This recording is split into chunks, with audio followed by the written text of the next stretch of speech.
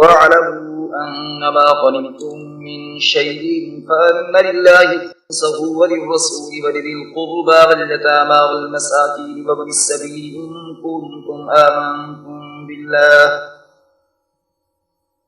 إن كنتم آمنتم بالله وما أنزلنا على عبدنا يوم الفرقان يوم التقى الجمعان والله على كل شيء قدير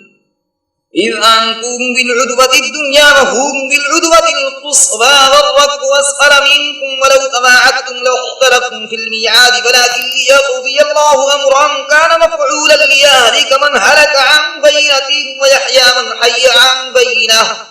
وإن الله لسميع عليم إذ يريكهم الله في منامك قليلا ولو أراكهم كثيرا لفشلتم ولتنازعتم في الأمر ولكن الله سلم إنه عليم بذات الصدور وإذ يريكموهم إذ التقيتم في أعينكم قليلا ويقللكم في أعينهم ليقضي الله أمرا كان مفعولا وإلى الله ترجع الأمور يا أيها الذين آمنوا إذا لقيتم فئة فاثبتوا واذكروا الله كثيرا لعلكم تفلحون وأطيعوا الله ورسوله ولا تنازعوا فتفشلوا وتذهب ريحكم واصبروا إن الله مع الصابرين ولا تكونوا كالذين خرجوا من ديارهم بطرا ورئاء الناس ويصدون عن سبيل الله والله بما يعملون محيط وإذ زين لهم الشيطان أعمالهم وقال لا غالب لكم اليوم من الناس وإني جار لكم فلما تراءت الفئتان نكص على عقبيه وقال إني بريء منكم إني أرى ما لا ترون إني أخاف الله والله شديد العقاب إذ يقول المنافقون والذين في قلوبهم مرض غر هؤلاء دينهم ومن يتوكل على الله فإن الله عزيز حكيم ولو ترى إذ يتوفى الذين كفروا الملائكة يضربون وجوههم وأدبارهم وذوقوا عذاب الحريق ذلك بما قدمت أيديكم وأن الله ليس بظلام للعبيد فدأب آل فرعون والذين من قبلهم كفروا بآيات الله فأخذهم الله بذنوبهم إن الله قوي شديد العقاب ذلك بأن الله لم يكن غيرا نعمة أنعمها على قوم حتى يغيروا ما بأنفسهم وأن الله سميع عليم فدأب آل فرعون والذين من قبلهم كذبوا بآيات ربهم فأهلكناهم بذنوبهم وأغرقنا آل فرعون وكل كانوا ظالمين إن شر الدواب عند الله الذين كفروا فهم لا يؤمنون الذين عاهدت منهم ثم ينقضون عهدهم في كل مرة وهم لا يتقون فإما تثقفنهم في الحرب فشرد بهم من خلفهم لعلهم يذكرون وإما تخافن من قوم خيانة فانبذ إليهم على سواء إن الله لا يحب الخائنين ولا يحسبن الذين كفروا سبقوا إنهم لا يعجزون وأعدوا لهم ما استطعتم من قوة ومن رباط الخيل ترهبون به عدو الله وعدوكم آخرين من دونهم لا تعلمونهم الله يعلمهم وما تنفقوا من شيء في سبيل الله يوفى إليكم وأنتم لا تظلمون وإن جنحوا للسلم فاجنح لها وتوكل على الله إنه هو السميع العليم وإن يريدوا أن يخدعوك فإن حسبك الله والذي أيدك بنصره وبالمؤمنين وألف بين قلوبهم لو أنفقت ما في الأرض جميعا ما ألفت بين قلوبهم ولكن الله ألف بينهم إنه عزيز حكيم يا أيها النبي حسبك الله ومن اتبعك من المؤمنين يا أيها النبي حرض المؤمنين على القتال إن يكن منكم 20 صابرون يغلبوا 200 وإن يكن منكم 100 يغلبوا 1000 من الذين كفروا بأنهم قوم لا يفقهون الآن خفف الله عنكم وعلم أن فيكم ضعفا فإن يكن منكم 100 صابرة يغلبوا 200 وإن يكن منكم 1000 يغلبوا 2000 بإذن الله والله مع الصابرين ما كان لنبي أن أسرى حتى يثخن في الأرض تريدون عرض الدنيا والله يريد الآخرة والله عزيز حكيم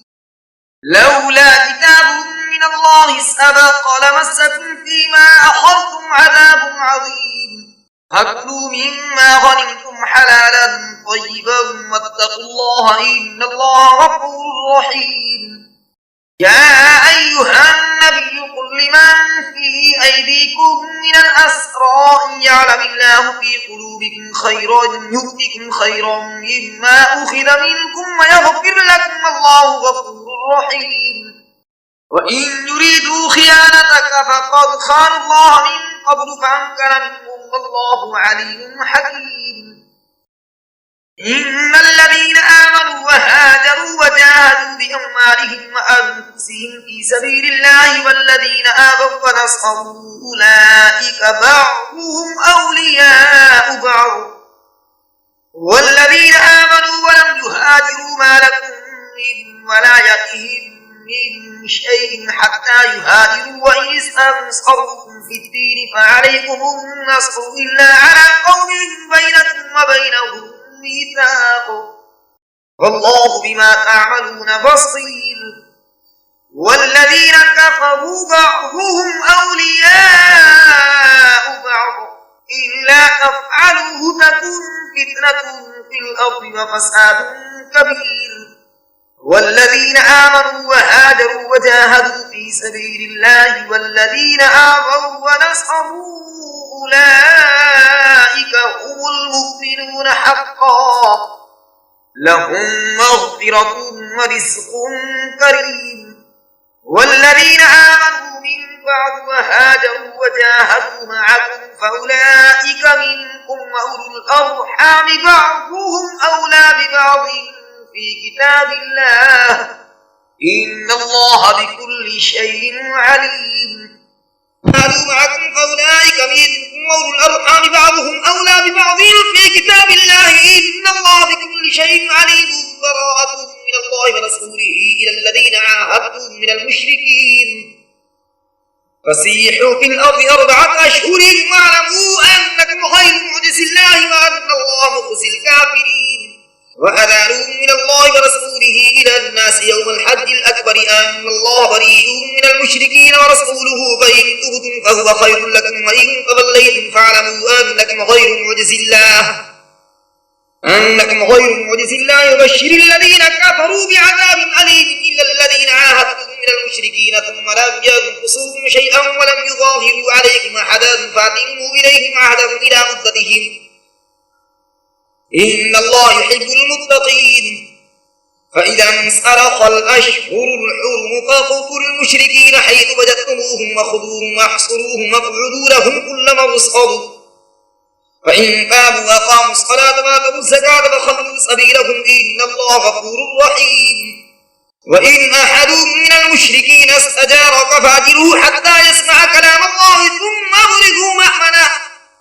ذلك بأنهم قوم لا يعلمون كيف يكون للمشركين عهد عند الله وعند رسوله إلا الذين عاهدتم عند المسجد الحرام فما استقاموا لكم فاستقيموا لهم إن الله يحب المتقين كيف وإن يظهروا عليكم لا يرقبوا فيكم إلا ولا ذمة يرضونكم بأفواههم وتعبى قلوبهم وأكثرهم فاسقون اشتروا بآيات الله ثمنا قليلا فصدوا عن سبيله إنهم ساء ما كانوا يعملون لا يرقبون في مؤمن إلا ولا ذمة وأولئك هم المعتدون فإن تابوا وأقاموا الصلاة وآتوا الزكاة فإخوانكم في الدين ونفصل الآيات لقوم يعلمون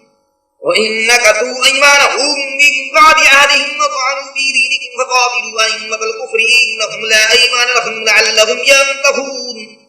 ألا تقاتلون قوما نكثوا أيمانهم وهموا بإخراج الرسول وهم بدؤوكم ولا مرة أتخشونهم فالله حق أن تخشوه إن كنتم مؤمنين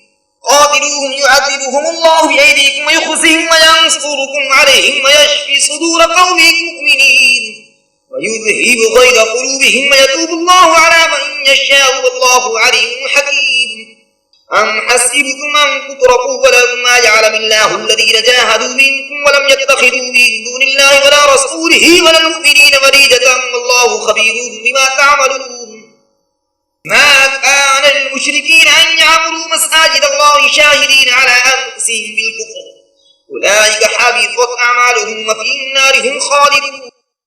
إنما يعمر مساجد الله من آمن بالله واليوم الآخر وأقام الصلاة وآتى الزكاة ولم يخش إلا الله فعسى أولئك أن يكونوا من المهتدين. أجعلتم سقاية الحاج وعمارة المسجد الحرام كمن آمن بالله واليوم الآخر وجاهد في سبيل الله لا يستوون عند الله والله لا يهدي القوم الظالمين. الذين آمنوا وهاجروا وجاهدوا في سبيل الله بأموالهم وأنفسهم أعظم درجة عند الله وأولئك هم الفائزون. يبشرهم ربهم برحمة منه ورضوان وجنات لهم فيها نعيم مقيم خالدين فيها أبدا إن الله عنده أجر عظيم. يا أيها الذين آمنوا لا تتخذوا آباءكم وإخوانكم أولياء إن استحبوا الكفر على الإيمان ومن يتولهم منكم فأولئك هم الظالمون. قل إن كان آباؤكم وأبناؤكم وإخوانكم وأزواجكم وعشيرتكم وأموال اقترفتموها وتجارة تخشون كسادها ومساكن ترضونها أحب إليكم من الله ورسوله وجهاد في سبيله فتربصوا حتى يأتي الله بأمره والله لا يهدي القوم الفاسقين. لقد نصركم الله في مواطن كثيرة ويوم حنين إذ أعجبتكم كثرتكم فلم تغن عنكم شيئا وضاقت عليكم الأرض بما رحبت ثم وليتم مدبرين. ثم أنزل الله سكينته على رسوله وعلى المؤمنين وأنزل جنودا لم تروها وعذب الذين كفروا وذلك جزاء الكافرين. ثم يتوب الله من بعد ذلك على من يشاء والله غفور رحيم. يا أيها الذين آمنوا إنما المشركون نجس فلا يقربوا المسجد الحرام بعد عامهم هذا وإن خفتم عيلة فسوف يغنيكم الله من فضله إن شاء إن الله عليم حكيم. قاتلوا الذين لا يؤمنون بالله ولا باليوم الآخر ولا يحرمون ما حرم الله ورسوله ولا يدينون دين الحق من الذين أوتوا الكتاب حتى يعطوا الجزية عن يد وهم صاغرون. وقالت اليهود عزير ابن الله وقالت النصارى المسيح ابن الله ذلك قولهم بأفواههم يظاهرون قول الذين كفروا من قبل قاتلهم الله أنى يؤفكون. اتخذوا أحبارهم ورهبانهم أربابا من دون الله والمسيح ابن مريم وما أمروا إلا ليعبدوا إلها واحدا لا إله إلا هو سبحانه عما يشركون. يريدون أن يطفئوا نور الله بأفواههم ويأبى الله إلا أن يتم نوره ولو كره الكافرون. هو الذي أرسل رسوله بالهدى ودين الحق ليظهره على الدين كله ولو كره المشركون.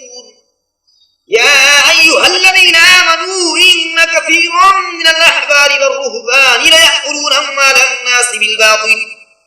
ويصدون عن سبيل الله والذين يكنزون الذهب والفضة ولا ينفقونها في سبيل الله وبشرهم بعذاب أليم.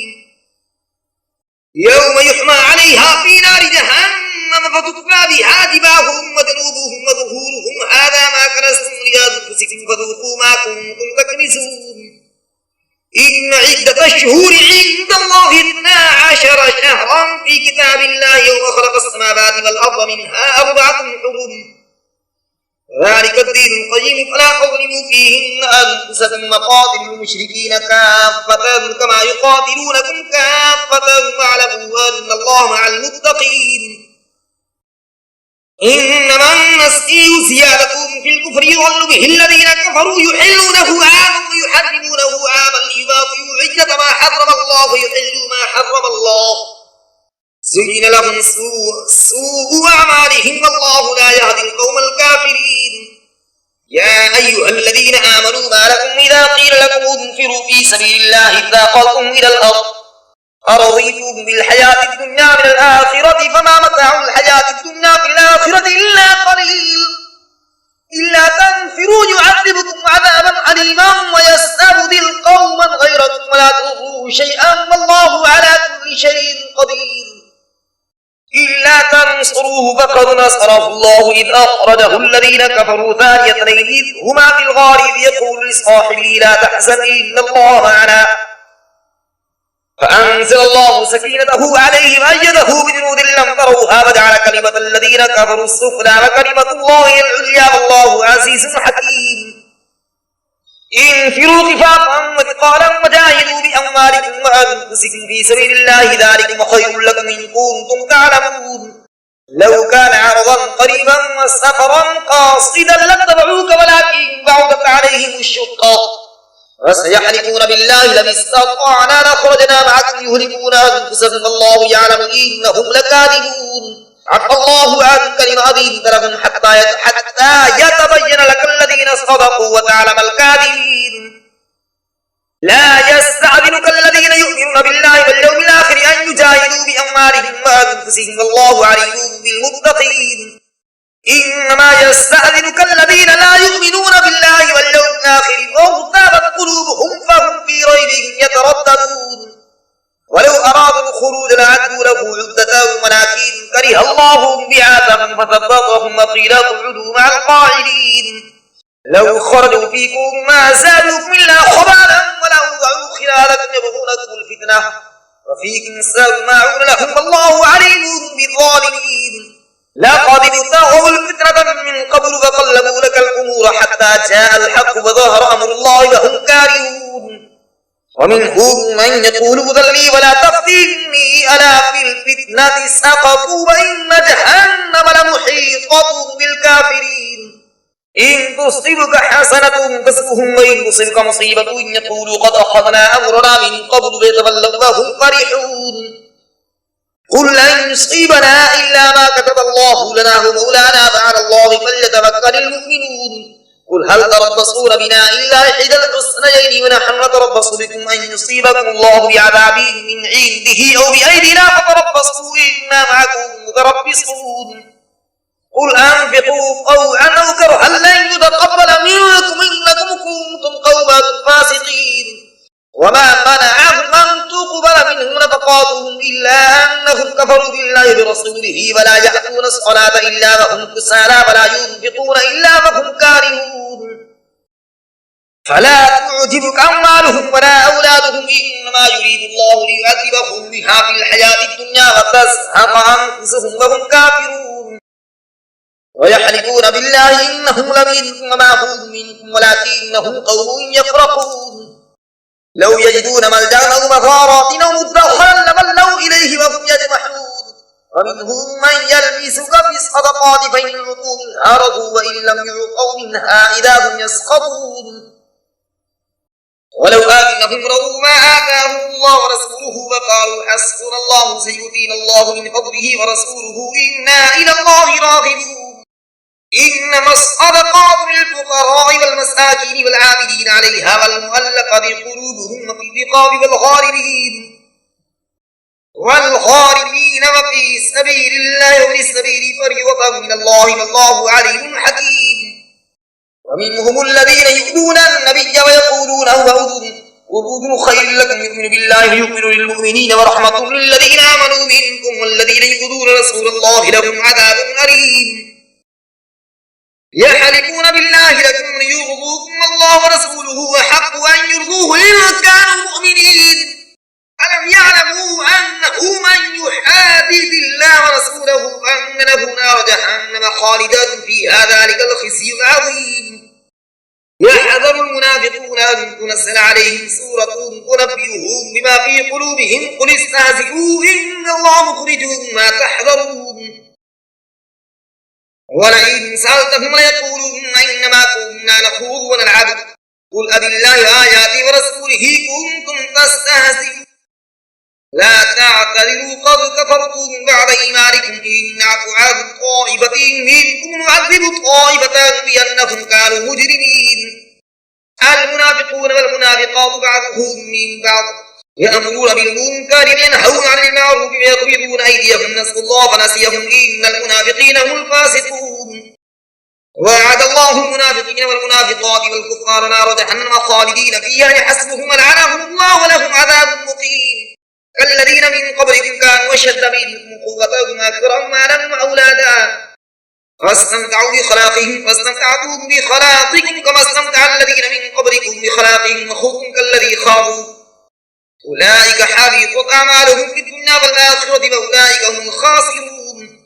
ألم يأتهم نبأ الذين من قبلهم قوم نوح وعاد وثمود وقوم إبراهيم وأصحاب مدين والمؤتفكات أتتهم رسلهم بالبينات فما كان الله ليظلمهم ولكن كانوا أنفسهم يظلمون والمؤمنون والمؤمنات بعضهم أولياء بعض يأمرون بالمعروف وينهون عن المنكر ويقيمون الصلاة ويؤتون الزكاة ويطيعون الله ورسوله أولئك سيرحمهم الله إن الله عزيز حكيم وعد الله المؤمنين والمؤمنات جنات تجري من تحتها الأنهار خالدين فيها ومساكن طيبة في جنات عدن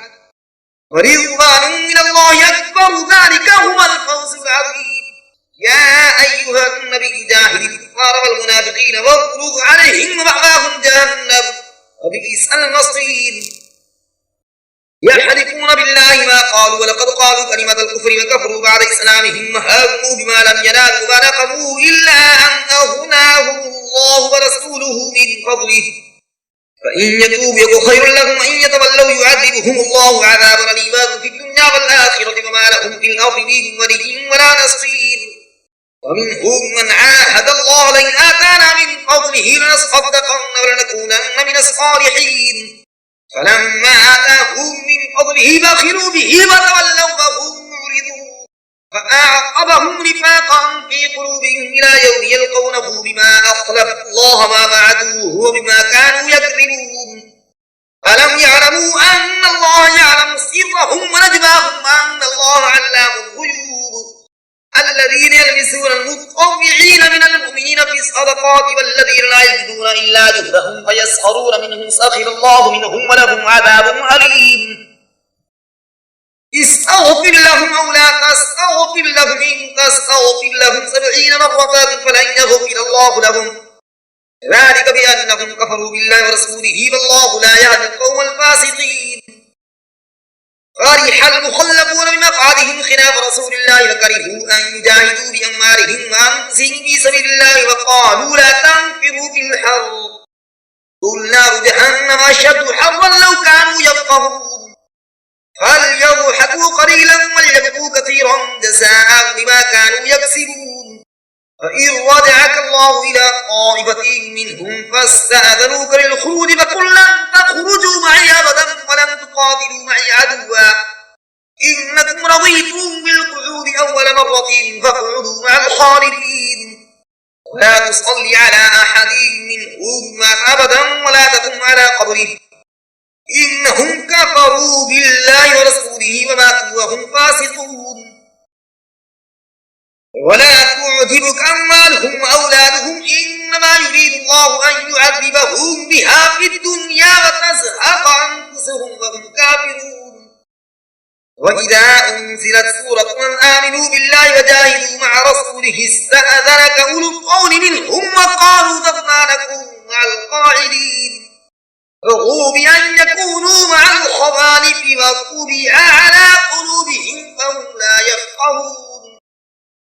لكن الرسول والذين آمنوا معه جاهدوا بأموالهم وأنفسهم وأولئك لهم الخيرات وأولئك هم المفلحون أعد الله لهم جنات تجري من تحتها الأنهار خالدين فيها ذلك الفوز العظيم وجاء المعذرون من الأعراب ليؤذن لهم وقعد الذين كذبوا الله ورسوله سيصيب الذين كفروا منهم عذاب أليم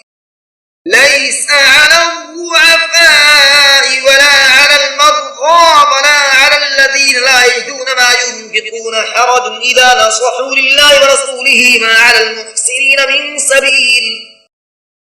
والله غفور رحيم ولا على الذين إذا ما أتوك لتحملهم قلت لا أجد ما أحملكم عليه تولوا وأعينهم تفيض من الدمع حزنا ألا يجدوا ما ينفقون إنما السبيل على الذين يستأذنونك وهم أغنياء